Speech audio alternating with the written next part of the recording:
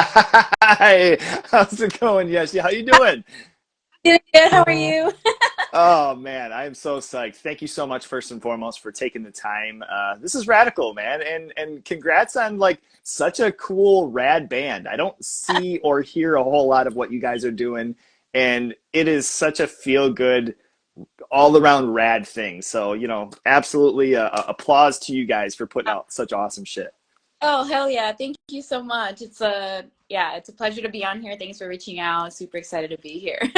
Totally, totally. And I mean, like the rest of the the fellas too, even in the band. I'm gonna have to, I'm gonna have to kind of reach out to them too, because Yeah. uh, myself being a drummer and kind of hearing the musicality that goes into the band too, and some of your guys' live videos and some of the just the shows that I've seen. There's like such a cool energy and just also like a very like I don't think it's on purpose, but like a cocky, push to it as far as like, hey, like this is really good, like, and we're just like we know what we're doing, and like a confidence. I shouldn't say cocky because that sounds like an asshole type thing, but like a very confident in Yeah. you guys coming out and doing your thing. So yeah, absolutely love it too. So it's great. Before digging into the band, if I could, would just like to touch on, yourself growing up and, what were some things that you were interested in and maybe this kind of turning, to, your interest in music and how that came about. Yeah. Um, Growing up, so you're saying like growing up how it like influenced my musicality or how I got into it and stuff. Sure. Um, so not a lot of people know this about me, but so both my parents were actually born deaf. So they can't hear at all. And their way of communication was sign language. So like right off the Oh, man. bat, I'm an only child, so my first language was sign language. And I lived in a Wow. household with a deaf household. And so I didn't even really learn how to fully speak like a normal human being until I was like 7. And that was when one of my tios, one of my uncles, he like noticed I was like speaking like a deaf person. And he's like, we can't do this. Because I wasn't even deaf, like I could hear fine. And he was like, this can't be happening. We gotta enroll you into speech therapy so I can learn how to speak like a normal person. And so I did, and then I did the speech therapy, and then after a while, just like naturally, I always loved like just like singing or like speaking and sing song, kind of like, and I Okay. still do it till this day, where I'll be like on my way to the grocery store, going to Yeah. like like ever since I was as soon as I like learned how to speak correctly, my brain was like, okay, we're gonna add melodies, sentences, and then also just I grew up in a very Catholic Mexican family, and I was the first girl, so all of the just matriarchal, feminine like expectations of a young Latina woman like were placed on me, and being in a super hardcore Mexican Catholic household as a first girl, that means going to church every single Sunday, even if I didn't want. And no kid wants to go to church, but I had to. Like, my my dad's side of the family, they're very like immersed in like the art, music world, and my mamacita, my grandma, she was an amazing singer. She still is an amazing singer, and whenever we would go to mass, she would always encourage me to sing with her. And being a little girl, you hear this like beautiful voice coming out of this cute little 4'10" lady. I was like, oh my gosh. And then I would, I already liked singing, so and they have the little books with the lyrics and stuff, or the songs, like whatever, and then I would read it and sing it with her, and I'm like, damn, like some of these church hymns be hitting, like some of these like, some of pretty cool hooks in them. So I would like the and I noticed like a lot of like church songs too, they're sang at a very low tone, which is where my comfort zone is. So I would always like sing them, and it'd be really nice. And then my mamacita was like, "Oh wow, mija, like you have a good voice." So then we would She would get me into choir with her at church, so that was a lot of fun. And yeah, like I'm definitely one of those people that like very fortunate enough to have a good experience in my church. Like and I totally get, everyone has their own experiences and that's totally valid. But for me, a lot of like my actual like my singing experience and love really started like going to church with my grandma.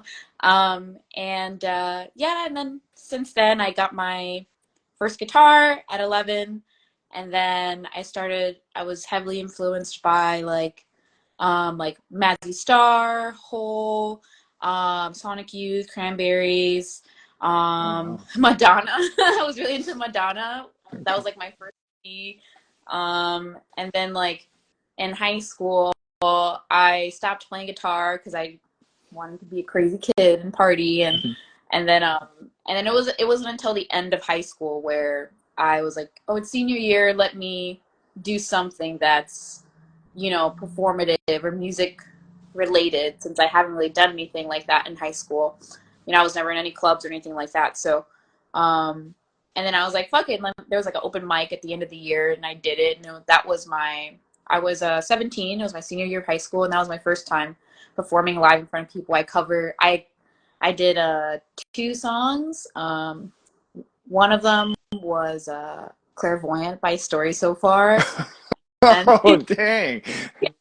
and then the other one was Only Exception by Paramore. And then when really Okay. what people were into it, and like um and yeah, and then ever since then I kind of just consistently played music. After that I got into like my first project called Spooky Tarantulas.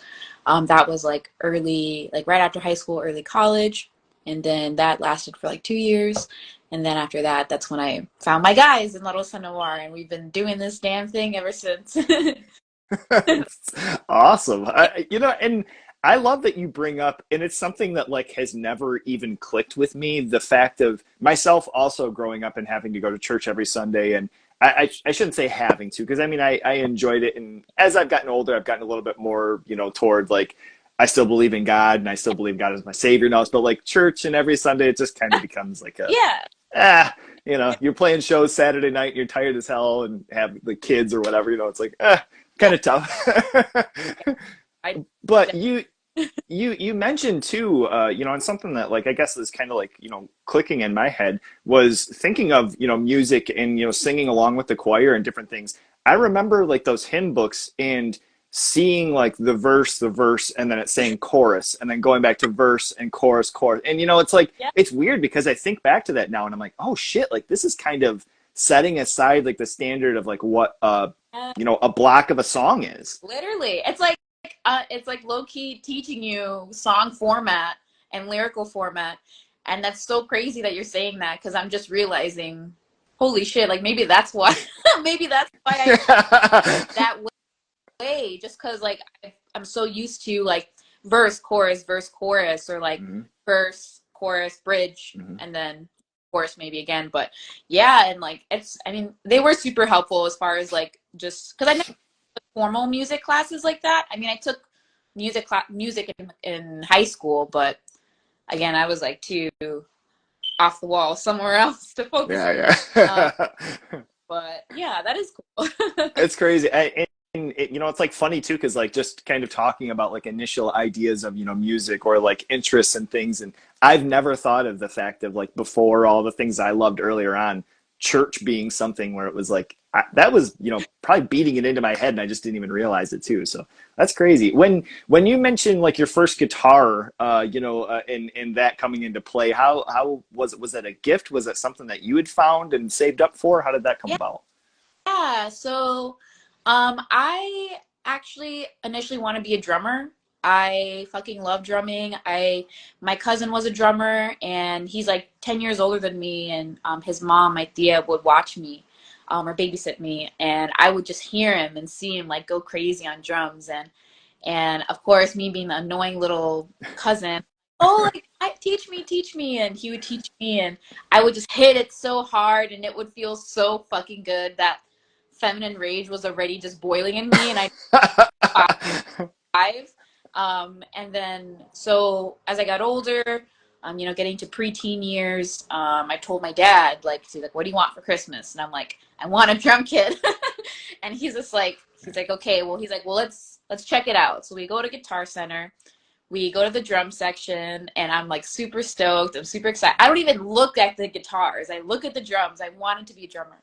And then we see how much the drum kits are. And of course, I'm a child, and I have no concept of money.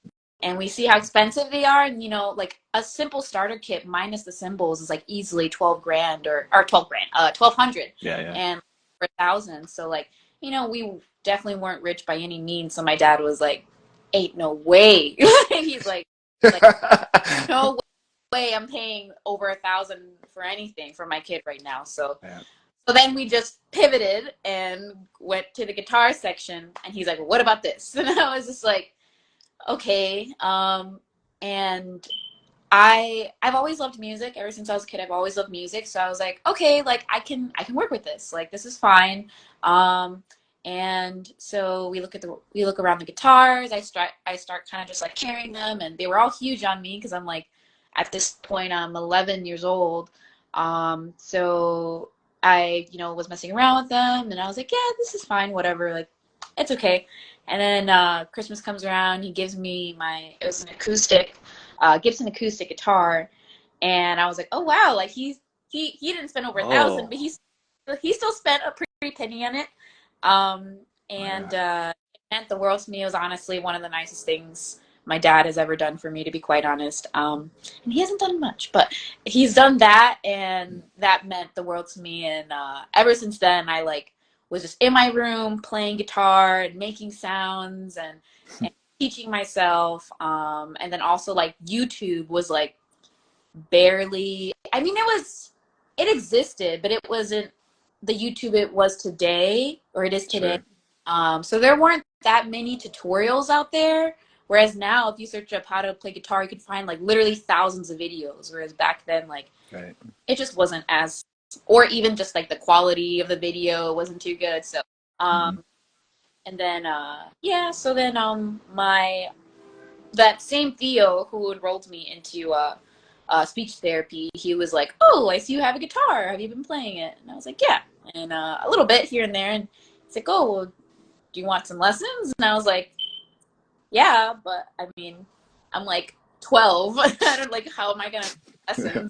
And then so he took it upon himself to like find like guitar lessons in Chicago, and he enrolled me. So I did like a so I did like a 1 month program class. I took guitar lessons to learn like just the basic like power chords, the name of strings and all that stuff. But honestly, that's all I needed, because as soon as I learned just like the basics, I just like took off. I've always been a writer. I've always been a writer and love writing songs. So like once you give me a music skill, and you combine the writing skill, it's just like I'm gonna make music now.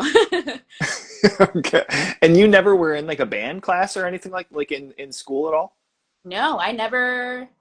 No, I mean, besides choir in elementary school, in like church, you know, like never anything school related. And I think that's why like senior year, I was like, man, I didn't miss the high school experience. I just didn't put any effort into school. And then senior year, I saw that they had like an open mic, and I was like, you know what, let me do one like school related thing.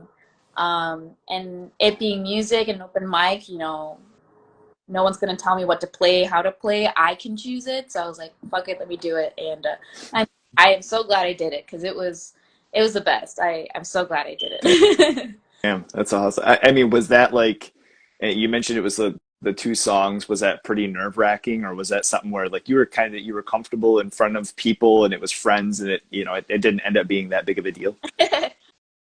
I was nervous as shit. I was so nervous. Yeah. So nervous. I mean, like, I had friends who were also like musicians, and or I don't even know if technically we were musicians, but I had friends who also played music too.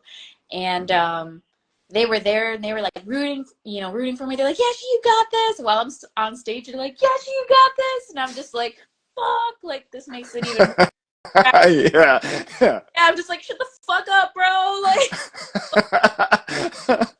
but no, it's okay. I appreciated it. And like, and it's crazy because one of them is actually in another band that took off now. They're called Origami Button. But it's just crazy. Oh shit. Okay. Yeah. Yeah. But yeah, I mean, it was really, really nerve-wracking. I never experienced performing in front of strangers up until that point, which is why I'm really glad that I did that, because that was really like just, the ledge that I had to just go off in order to enter that world of, okay, is this something I really want to do? Like, is this something that, that I like even, because you have to like performing in front of people. Oh yeah.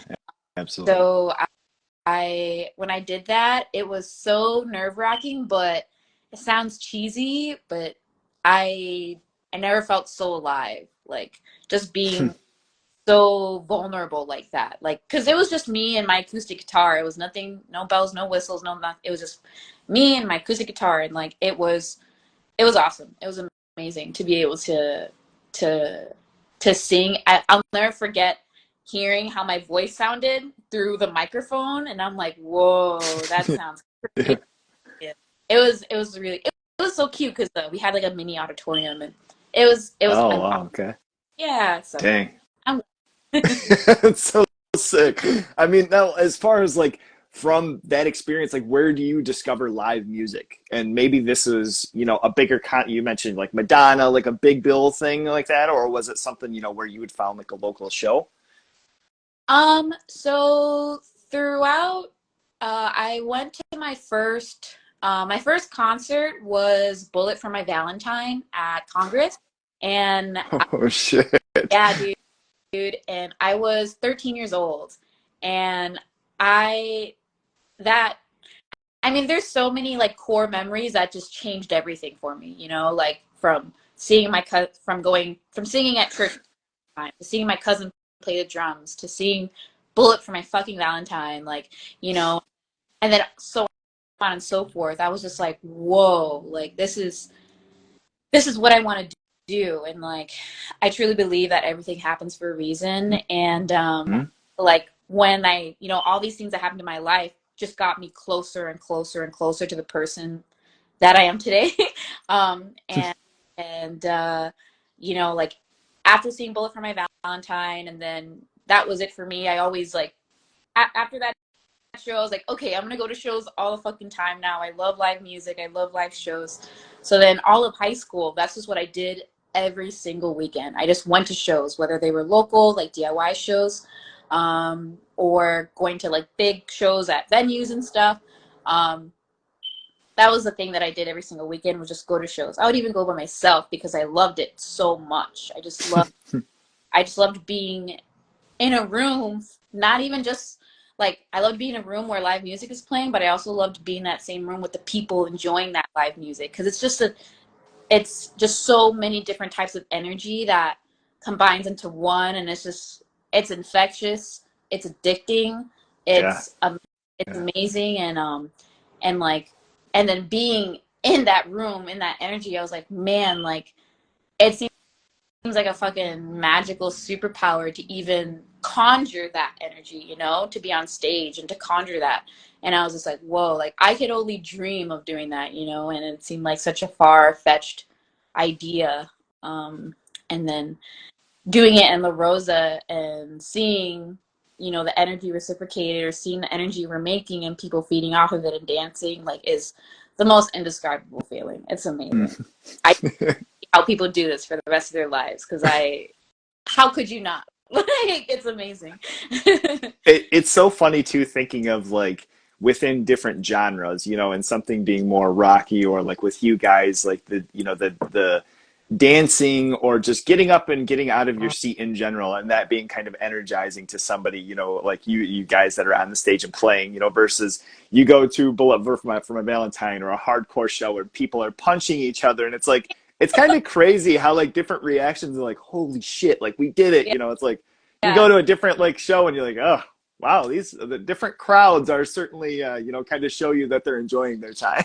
Oh yeah, sure. Even just experiencing like yeah, like different crowds and different energy and all that stuff, yeah, crowd energy can definitely differentiate between like an acoustic set Mm. show to fucking Warped Tour to a local DIY show in like the South Side of Chicago in some garage to, like so I really get to see so many different like live music environments and I appreciate them all. I appreciate them all.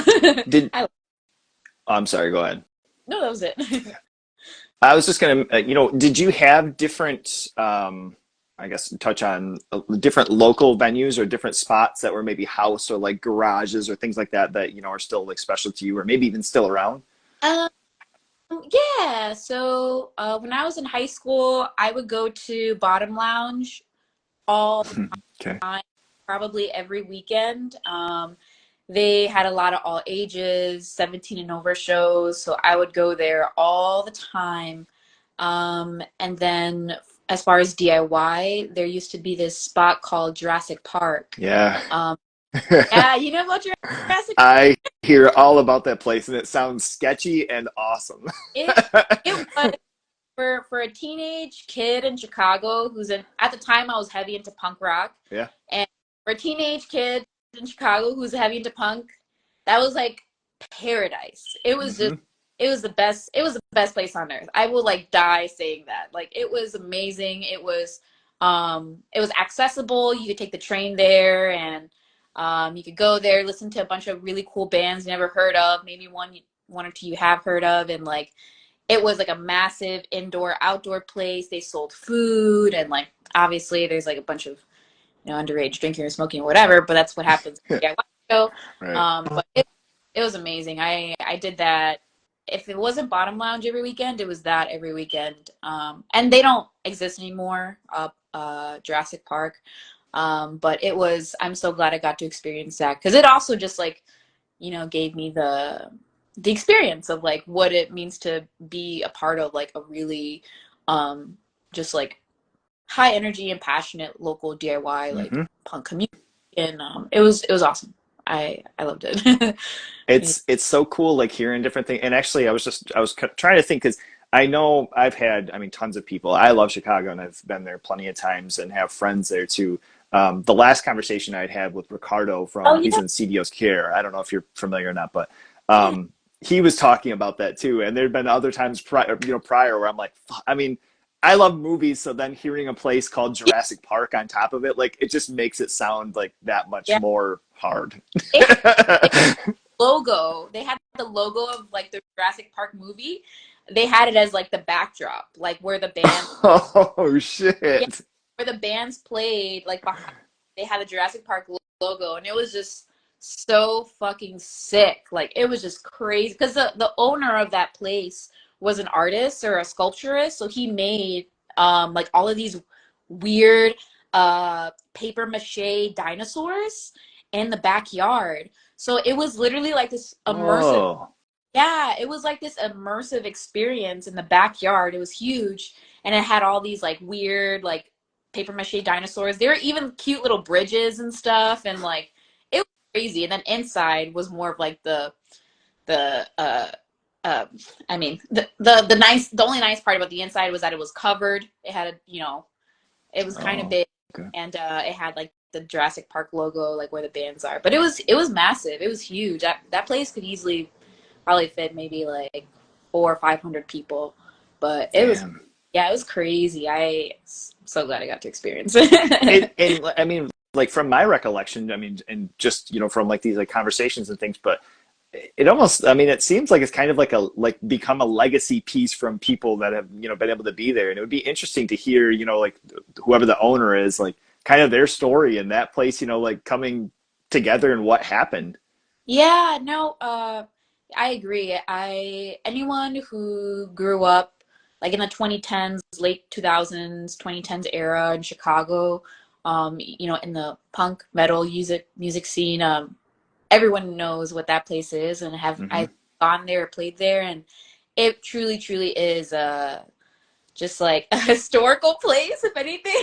It's sick. And like, you know, it's just like so cool. And like, but there's a lot of, I mean, a lot of people who are familiar with that place also have an idea with like what happened, you know, like there was just a lot of illegal activity, you know, like underage drinking, underage, you know, smoking and all that stuff. So it Mm. it could only last for so long. All But right.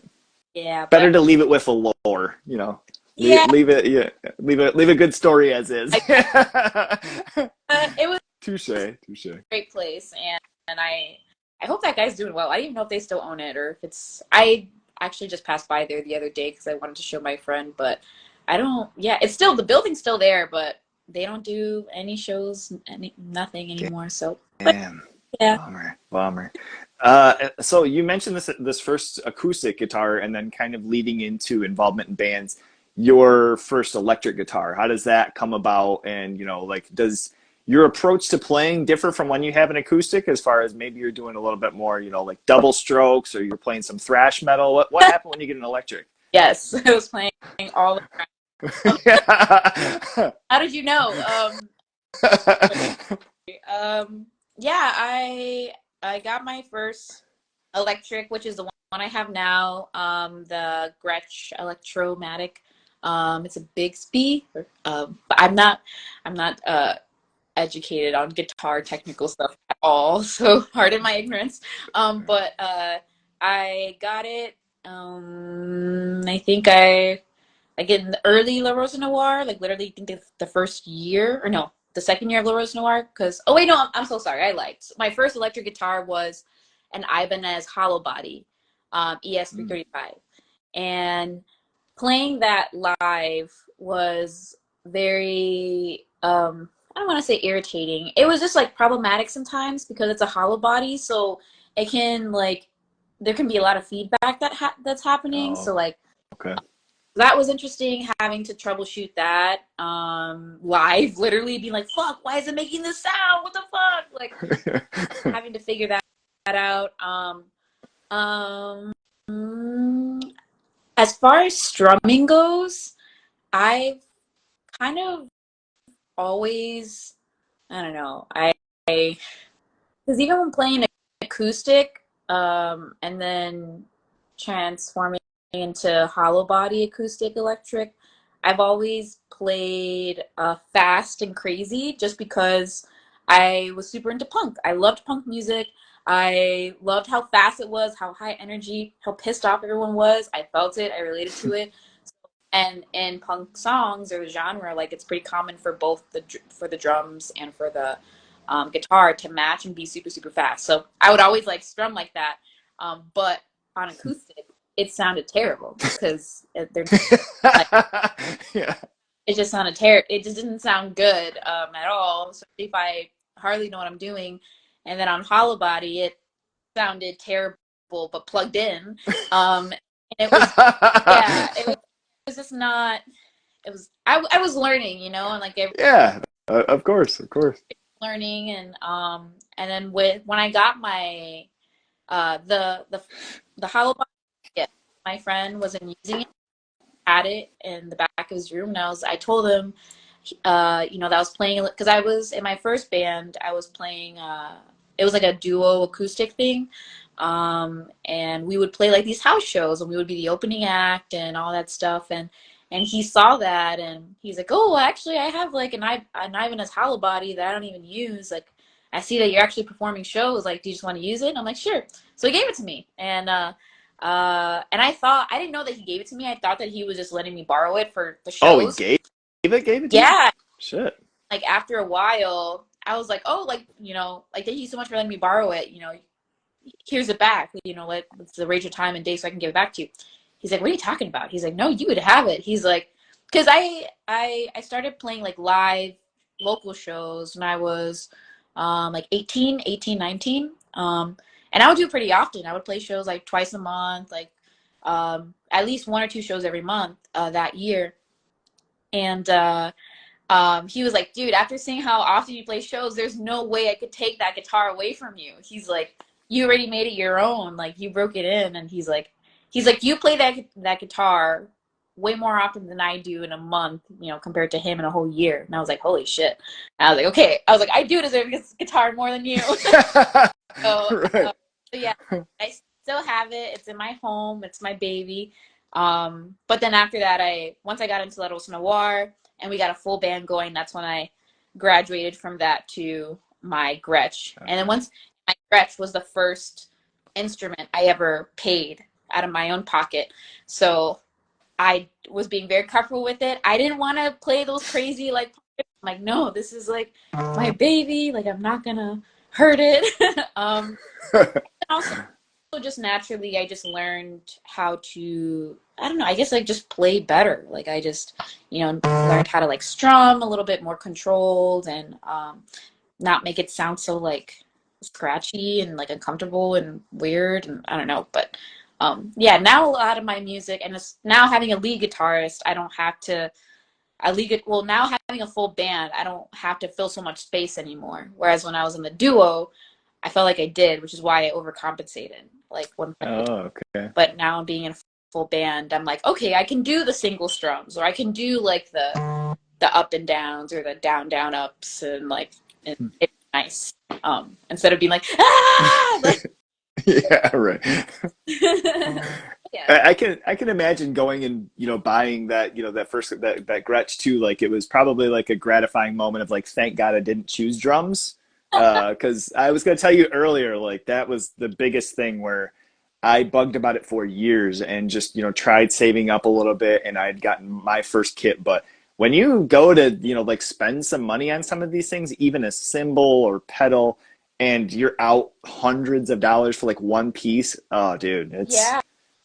I wish that I would have put more time into like guitar or something, because I'm like, holy shit, this is a bummer. Yes, I feel like whenever I do, because we have a practice space, and like whenever I like go on the drum kit, and I like, because I do know how to play a little bit of drums, like I know basic like 1 2, and like I know the punk beat. So, That was like the first thing I learned. So I do know how to play a little bit of drums. But whenever I do, I'm like, fuck, this feels so much better than playing guitar, and oh, like okay. jealous because like seeing, because every time I go to a show I always look at the drummer. Like I always look at the drummer first. I always pay attention to the drummer because like to me personally it's just more interesting like to watch and to hear. So the drummer is Hmm. always my favorite to watch and to hear in every band. So then I would just like see them and jam out to them, and I would be, and also like with the side of jealousy, like fuck, that looks like so much fun. I wish I could do that full time, but it's okay. I have this goal where like in my 30s or 40s, I'm gonna be a drummer and in a band for another band. So it's gonna happen. It's gonna happen. It has to happen because Sick. I have to get that energy out. Like it's a different type of energy, but but yeah. Well, I mean, it's funny too, because like that's kind of one of those things where I think as I've gotten a little bit older, I've thought about like holding yourself back, and there's only so much that you can do with scheduling wise, with work or with just different things, myself with family, and but there's different times where like I think about like doing things with bands, and having something where it's like, man, it'd be so cool to just have a fucking band with this person and like maybe write a couple of things or whatever, and it's just like, why not? Like, there's nothing holding you back from that shit. And that's what's so cool, I think, in something that, like that us being involved in bands or musicians or whatever the fuck you want to say, are pretty lucky in having that, where it's just like, have fun and like write something. It's not something that you have to be the Rolling Stones and fucking old and crusty still doing the same songs over. Yeah. Like, shit. But goals, I mean, ultimately, I guess is what I'm trying to get to, and you mentioned like drums too. Yeah, I mean, good luck. I think the other thing along with that I think you don't necessarily like think of until after play is like load in and load out. I think that's like been the number one killer for me, in particular, is I'm just like, oh my God, lugging these things up and down stairs and then back in and then haul them in your car. And yeah, so I mean, so much fun. And this coming back to your first show, maybe even in a full band, if this was La Rosa Noir, what can you tell us about that experience, and just playing with different with other people as opposed to some of the solo shows that you were doing? Yeah. Our first first show was it was a DIY show. I love DIY shows. DIY shows will all be close to my heart. I love them so much. So of course, naturally, our first show was a DIY show in the south side of Chicago. And it was just the three of us. It was me, Janice, our guitarist, and Dave, who was our drummer at the time. And we had just four songs, and the four songs I already had in my back pocket. I didn't really play them with the previous acoustic act just because like it didn't really like fit that sound, or yeah, it just didn't. It wasn't for that. But with La Rosa, though, we started off with those four songs, and then Dave and Janice kind of just like added their stuff to it. And they're super great musicians and super grateful for them. And yeah, we played the show. I was so fun. I'm the same amount of nervousness that I was that day. I'm still nervous every single time. Yeah. Okay. That just never goes away. I'm like always super nervous. And when it comes to performing live, so it's a scary thing. You're being vulnerable, like on stage. It's so scary. And but it went well. I still have videos of it, like on my Instagram and on Rosa Noir's Instagram, and like it. We played the songs, and I didn't expect anything from the crowd. Like I don't, hope you just hope at least like two people are there. That's not your, and there were a lot of people there, and which made me even more nervous. And we played our little four songs, and we got a lot of like acclaim and praise, and like a lot of people were like, "Woo!" like clapping, and I was like, "Holy shit, this is crazy! Like you guys like my music? Weird." But it was awesome. It was really, really cool, and that was my first time playing in a full band with a drummer, with a guitarist, and me playing plugged in. I still had my hollow body, and I'll never forget because the guy who ran the event, he was just starting with like managing and all that stuff, so he didn't prepare.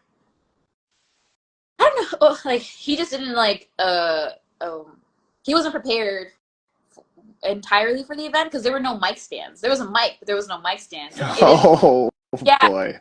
it didn't like occur to him that like the singer can't hold on to the mic because I'm playing a guitar. Because it was also like a mixed variety show. There were like rappers, and like I think we might have been the only band, so maybe that's why. But so they had to like DIY like a tripod and duct tape the microphone to the tripod. No. Yeah. And so there's a photo of me like singing and playing into the mic duct tape. Holy shit. It's Like, awesome. yeah, I'm like, this is hilarious but amazing and iconic. So but it was awesome. Yeah. It was a super fun show. That was our first show ever, and it's pretty cool to see people who were at that show still support us till this day. Great. And I was like, wow, like really been here since the beginning, so it's cool to see. What were those initial like, or maybe even before asking, that what was the initial song that you brought to, the band, and just kind of testing the waters, so to speak? Yeah. So, it was Red Motorcycle. Oh yeah. We still play it till this day.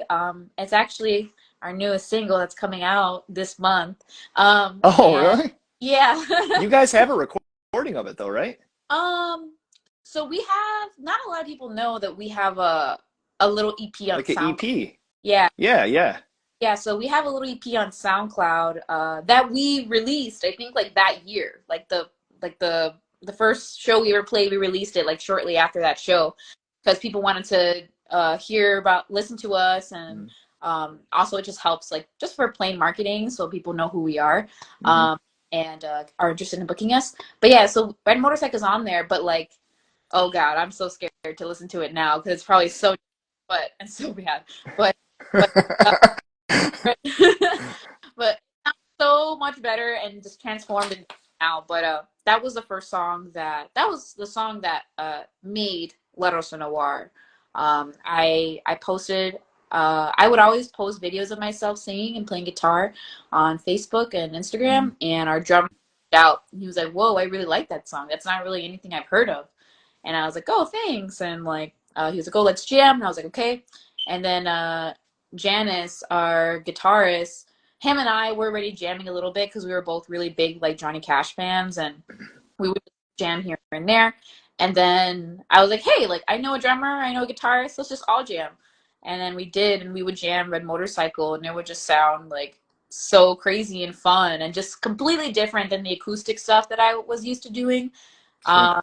And it was awesome. It truly is like the core spirit of like what Rosa Noir is. It's just a mixture of like a bunch of different genres. It's just like a I don't know, like it's always so hard to explain to people. Like they're like, "Oh, what's your sound?" And I'm just like, "Fuck." Like it's just like so because we really are like a combination of a lot of different influences, but I mean, to put it simply, I just say we're Midwest surf. We have a surf sound, and we're from the Midwest. But yeah, it's Red Motorcycle was a song that brought us all together.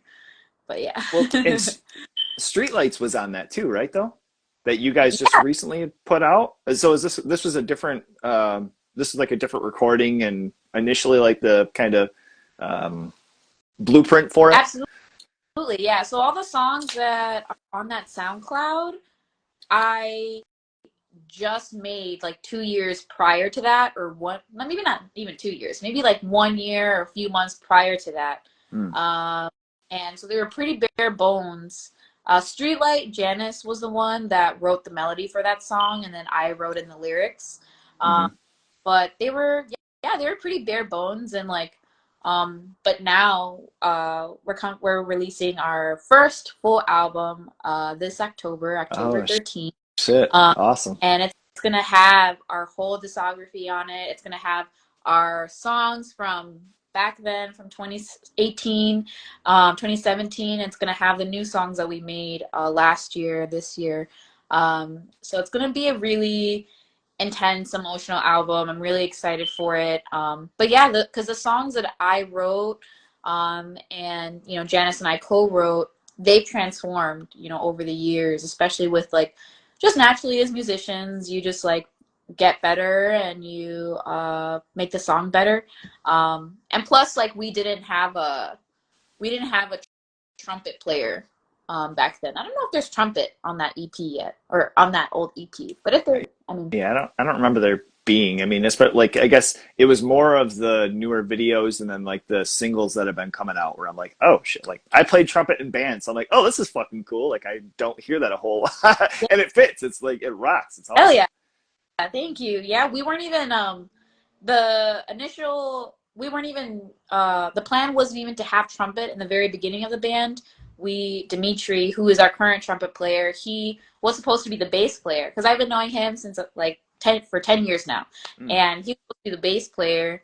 And then Janice was like, "Oh well, I have a guy who's down to play guitar or bass, but he's a really good bass player." So like, okay, so we like brought him in. We kind of jammed together, and he was, and I was like, "Oh shit, this guy is a good a bass player." And then Dimitri was going to school at the time for music education and specializing in like orchestra and band and the horn section specifically. And I was like, wait a minute. I'm like, you play a fucking trumpet. That's so sick. I'm like, we can combine that in the band. And I've always loved trumpet sounds. I've always loved like jazz and big band and orchestra. And like, I love that genre and all those other subgenres. And he was like, okay. And it went really well with the songs. And it kind of just like catapulted that Latin element in our music a little bit more, which is where I wanted to go. Mhm. So it worked out. It worked out. I love having trumpet in our songs. So It's yeah, that's yeah, yeah. it's so sick. Ew, yeah. Cool.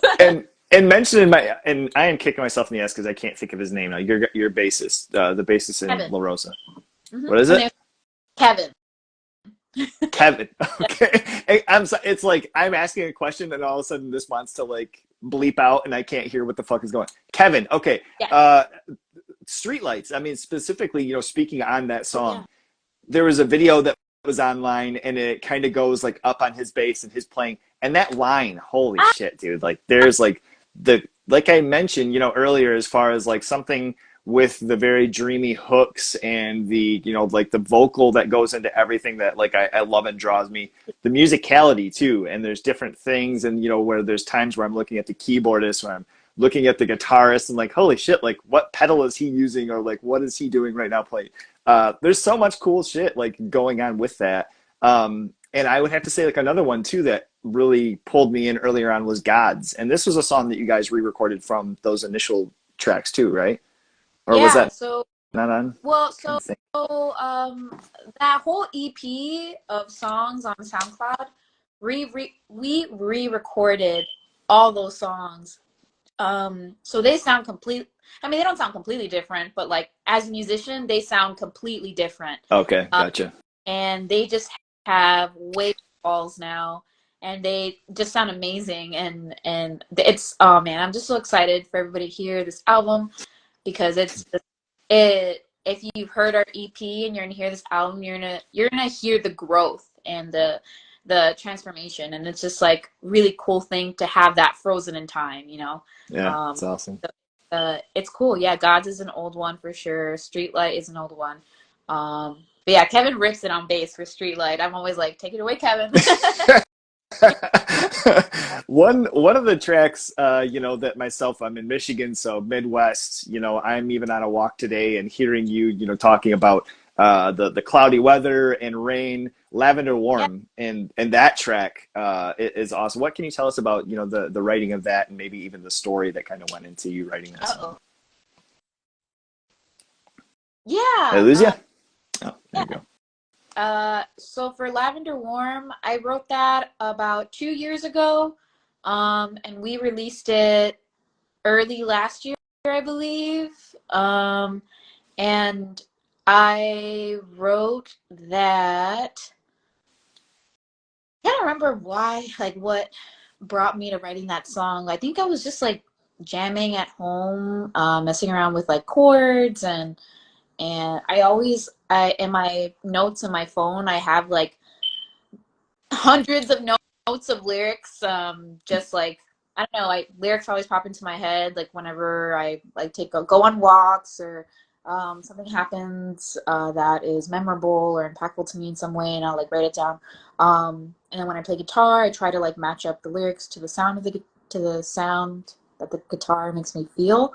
But damn, now I'm really trying to think like how did I like what was the reason of that song? I mean, other than when I was writing it, it was like mid to late summer, like not like well, not now because we're in September, but I remember it specifically like still being August and it still being like a little bit like humid outside, Hmm. and raining, and it was just really like nice and warm. And I'm a huge summer person. I love summer. I love summer nights. I love hot weather. I mean, I don't want to say I love humidity, but I definitely don't mind it. I'm a big nerd. I have allergies, so humidity, my allergies, like, so I'm like, I don't mind the humidity at all. So, I, it was rainy. It was humid that day.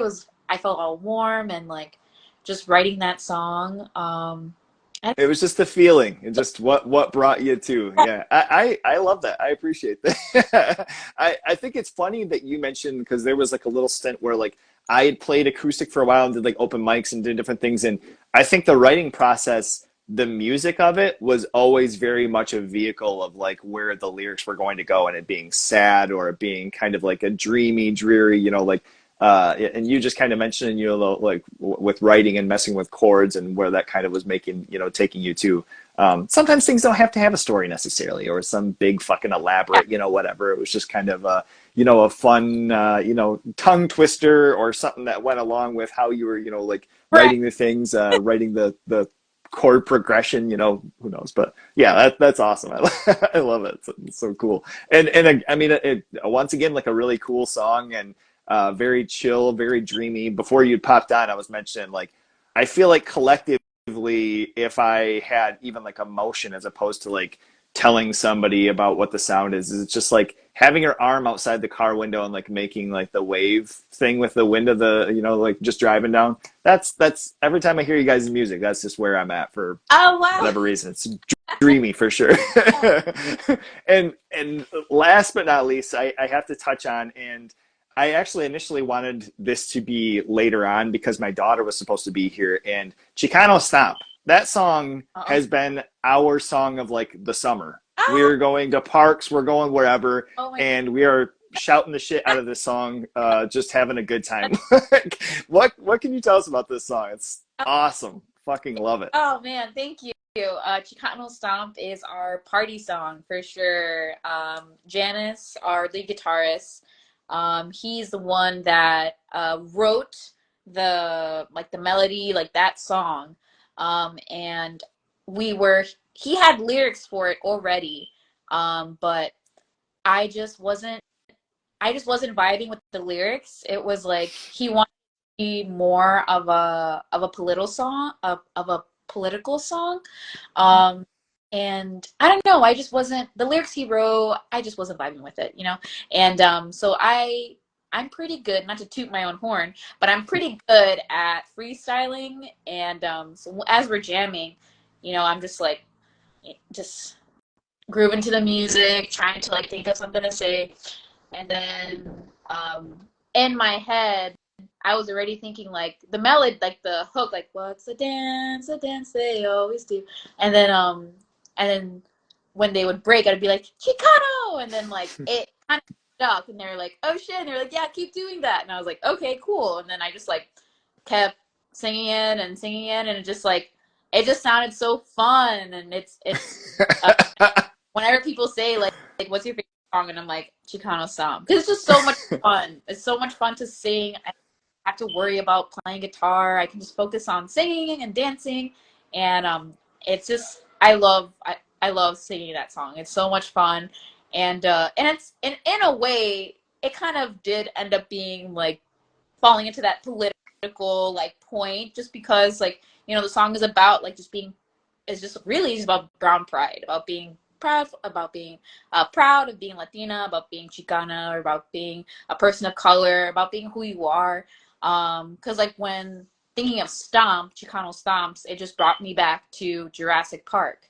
Jurassic Park is in a Mexican neighborhood where a lot of these punks would be skanking and moshing and all that stuff, and seeing that and doing that as a kid, that when I think of Chicano stomp, that's what I think of, a bunch of Mexican punks and stuff. Even though we're not a punk band, like, that's what I think about when I sing Chicano Stomp. And like, yeah, I mean, all in all, that song just for me means about being proud about who you are, where you come from, and having fun doing it. Oh man, I love that song. Yeah, I'm glad you like it too. that is so cool. And she was actually like, I had told her that I was interviewing you, and she was like, oh my gosh, like, can I ask her about that song? She's in school, so she didn't get to be here, but I'm gonna show her that. She's gonna be so excited. And it's also cool, just as far as her, hearing that story, and her being, she's 6, so she's just a little kid, and she's kind of, hearing different things, and experiencing life and figuring out things. And but I love that, and I love, you kind of having, the story behind and mentioning, like pride. And that's kind of along the lines of where I felt, even before anything knowing about it, is like telling her like, oh, well, they're very proud and they're excited, and, and celebrating, just as far as, having a good time, and having, that pride in where you come from. And so it's awesome. I mean, it's so cool, and radical. Such a good song. And so catchy. So you guys have October 13th, you guys have a full length coming out. Is this going to be pressed on anything? Do you have cassettes? Is it just going to be online? So October 13th is when the full album comes out. We would love to have cassettes. That's definitely in the cards. I know we do. We definitely have vinyl of our full album. That's something we all want. Of course, it's a little bit more expensive, but so that's probably going to take longer to get. Honestly, we'll probably get that later on. But as far as right now, any physical copies, definitely would love to have cassettes. Right off the bat, it's going to be streaming on all platforms.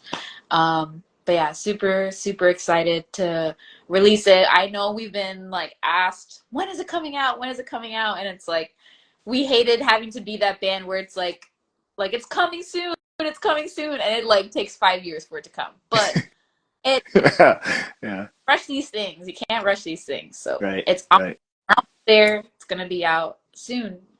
Beautiful. But yeah.